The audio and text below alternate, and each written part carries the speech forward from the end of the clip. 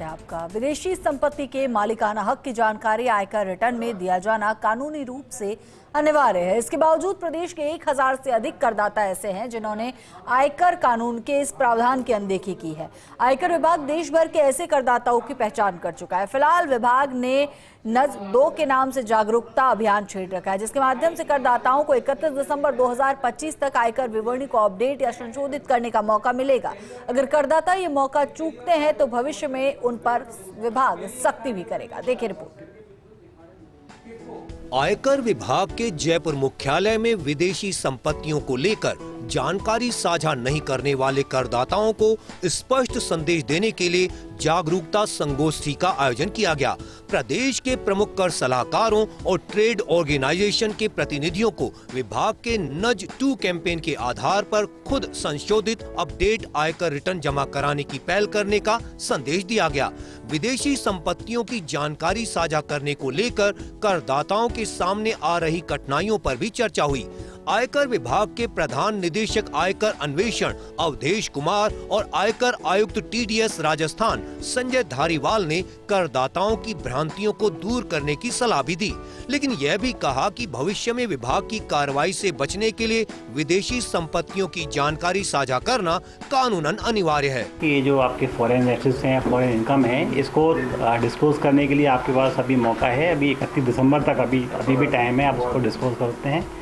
Disclose करेंगे तो उसके जो कॉन्सिक्वेंसेज हैं, पेनल प्रोविजंस हैं, असेसमेंट है, पेनल्टी है, उस सब से आप बच सकते हैं।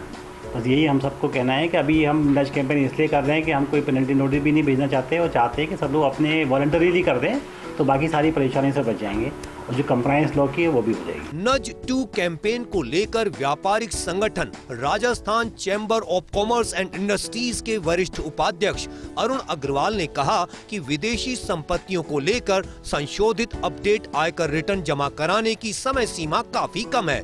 साथ ही कहा कि इस समय सीमा को 31 मार्च 2026 तक किए जाने की जरूरत है।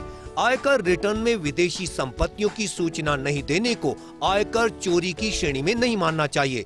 आयकर कानून में प्रति सूचना 10 लाख रुपए का जुर्माना लगाए जाने के प्रावधान भी काफी कठोर हैं। सरकार को नरम रुख अपनाना चाहिए। जो प्रावधान बिना पेनल्टी के डिक्लेरेशन का रिवाइज रिटर्न का है वो 31 दिसंबर का है। आज 18 दिसंबर हो चुकी है, बहुत कम टाइम है।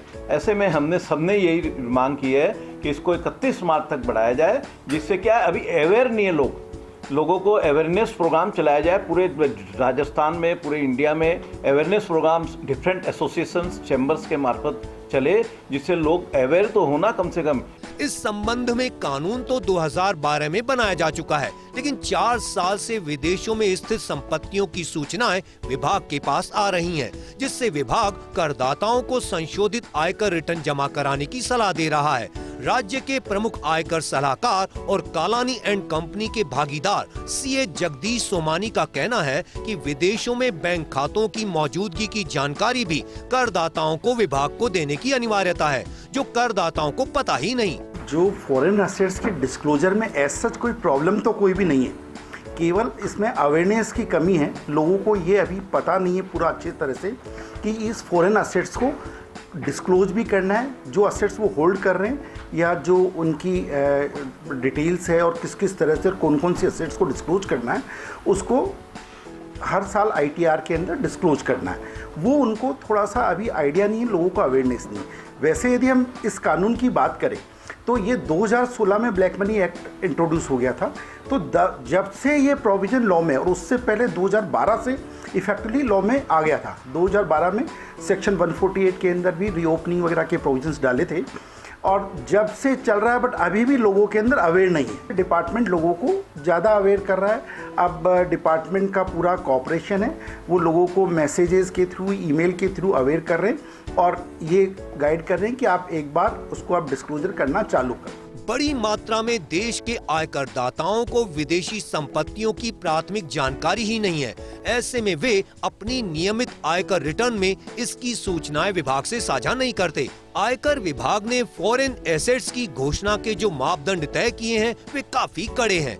कई मामले ऐसे भी हैं जिनमें करदाता केवल किसी बैंक खाते में हस्ताक्षर करता है, किसी विदेशी क्रेडिट कार्ड का धारक है या किसी विदेशी संपत्ति में उसका नाम शामिल है, तो भी उन्हें आयकर रिटर्न में जानकारी साझा करनी होती है, जिसके अभाव में जुर्माना भरना पड़ सकता है। एसेट्स डिस्क्लोजर अपने आप में एक क्लिष्ट विषय है।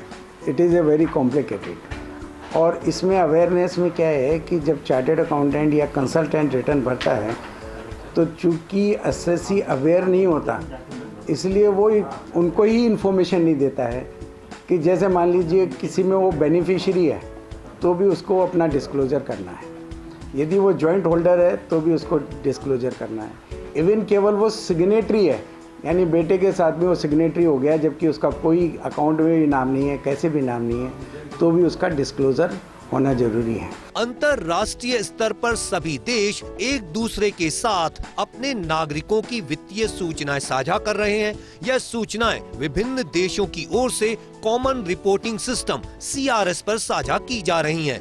अमेरिका ने विशेष कानून foreign account tax compliance act फाटका बना रखा है, जिसमें विदेशी नागरिकों की संपत्तियों की जानकारी संबंधित देशों से साझा की जा रही है।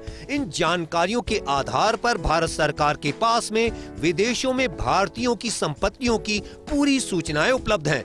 आयकर विभाग अब इन जानकारियों के आधार पर आयकर दाताओं से सूचनाएं मांग रहा है।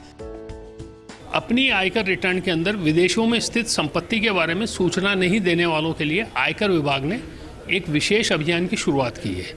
ये अभियान एक मौका है ऐसे करदाताओं का जो अपनी विदेश में स्थित संपत्ति का अब तक डिस्क्लोजर नहीं कर पाए हैं।